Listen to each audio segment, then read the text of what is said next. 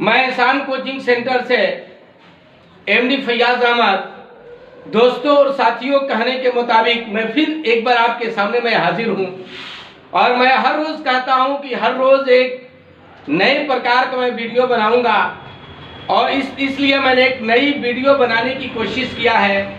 मैं एक बार फिर से हाजिर हूं और आज 10 क्लास के केमिस्ट्री में लेकर हाजिर हूं।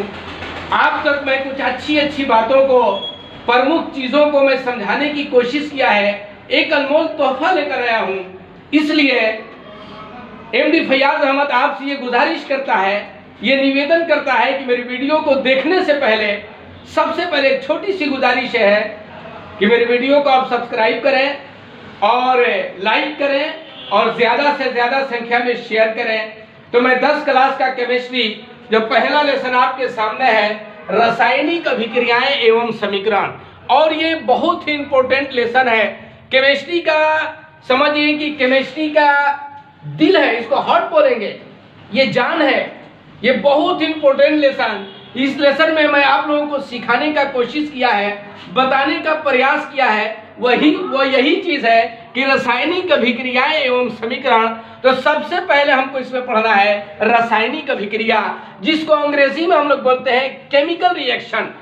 रासायनिक अभिक्रिया को हम लोग अंग्रेजी में बोलते हैं केमिकल रिएक्शन। तो रासायनिक अभिक्रिया का परिभाषा इस तरह से दिया जाएगा कि जब कोई पदार्थ किसी अन्य पदार्थ के साथ अभिक्रिया करके एक नए पदार्थ का निर्माण करता है या एक नए पदार्थ को बनाता है तो उसे रासायनिक अभिक्रिया कहते हैं। देखिए आपके सामने उदाहरण है हाइड्रोजन प्लस क्लोरीन। तो हाइड्रोजन भी एक पदार्थ है, हाइड्रोजन एक पदार्थ है, क्लोरीन भी एक पदार्थ है, और दोनों पदार्थों को एक साथ मैंने मिला दिया है, दोनों का संयोग कराया है तो एक नया पदार्थ बना है जिसका नाम है हाइड्रोजन क्लोराइड।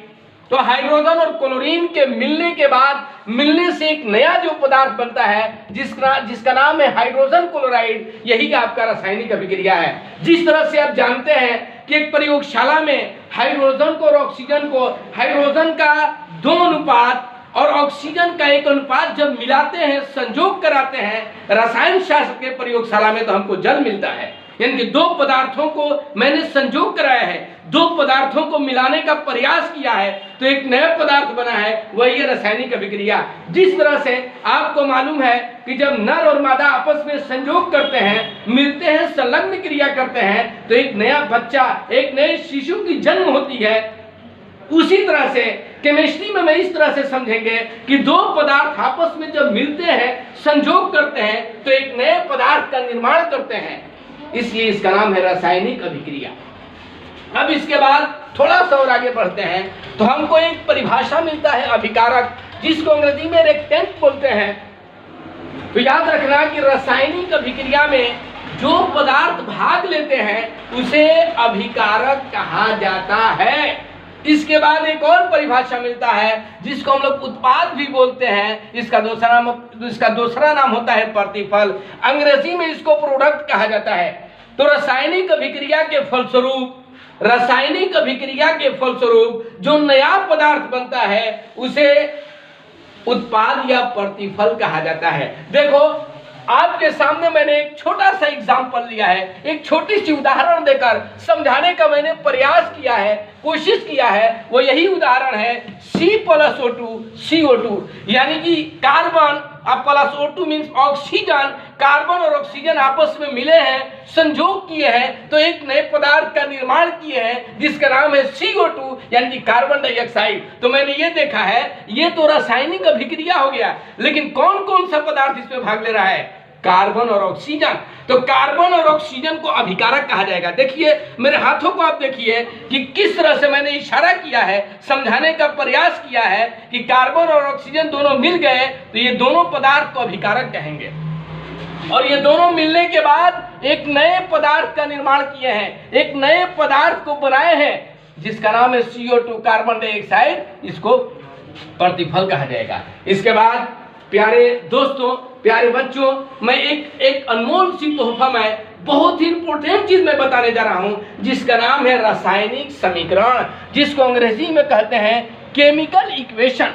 अंग्रेजी में इसको बोलते हैं केमिकल इक्वेशन। तो इसका परिभाषा इस तरह से दिया जाएगा कि किसी रासायनिक अभिक्रिया में भाग लेने वाले पदार्थों के संकेतों और सूत्रों के माध्यम से उस अभिक्रिया का संक्षिप्त निरूपण रासायनिक समीकरण कहलाता है। देखिए यहाँ पर यह समझना है कि एक जो है, अब कोई आपसे पूछे कि हाइड्रोजन का संकेत क्या होता है, तो हाइड्रोजन का संकेत H होता है। क्लोरीन का संकेत क्या होता है, तो क्लोरीन का संकेत Cl होता है। लेकिन जब हाइड्रोजन में अणु की संख्या लगा दिया तो हाइड्रोजन का सूत्र हो जाता है, क्लोरीन में अणु का संख्या लगा दिया तो क्लोरीन का सूत्र होता है। यानी कि ये रासायनिक समीकरण में क्या है, ये उसका संक्षिप्त रूप है कि संकेत और सूत्र का संक्षिप्त रूप रासायनिक समीकरण कहलाता है। और कभी भी याद रखना कि रासायनिक समीकरण जब हम लोग लिखते हैं तो लिखने के बाद ये हम तुरंत जांच करते हैं, इसको देखते हैं कि मेरा जो समीकरण है बैलेंसेड में है या अनबैलेंसेड में है, यानी कि संतुलित है या असंतुलित है।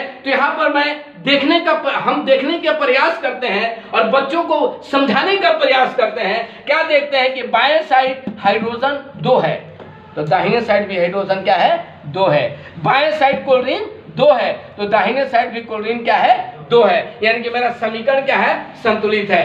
तो ये वीडियो को आप देखें, समझें, समझने के बाद शेयर करें, सब्सक्राइब करें और अधिक से अधिक संख्या में इसको शेयर करें। और मैं तब तक आपसे मैं अलविदा होता हूँ।